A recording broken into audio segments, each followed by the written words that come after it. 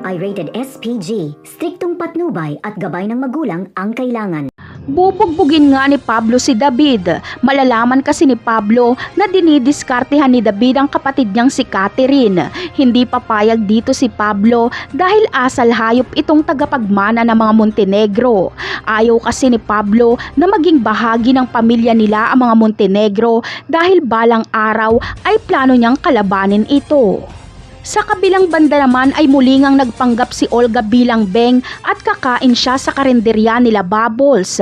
Dito ay magkikita sila ni Tanggol. Itatanong ni Tanggol kung nasaan na ang asawa ni Mokang. Sasabihin naman ni Olga na kapag makita ni Ramon si Tanggol ay papatayin siya nito dahil hindi nito ibinalik si Mokang. Sasabihin ni Olga kay Tanggol ang tunay na pangalan ni Ramon at kung saan ito mahahanap. Nagmamadali na kasi si Olga sa kanyang mga plano. Gusto niya nang mapatay ni Tanggol si Ramon at kapag mangyari ito ay papatayin naman ni Olga si Tanggol at David. At nang sa ganon ay makuha na ni Olga ang kayamanan ng mga Montenegro at maibigay niya na ito kay Bubbles.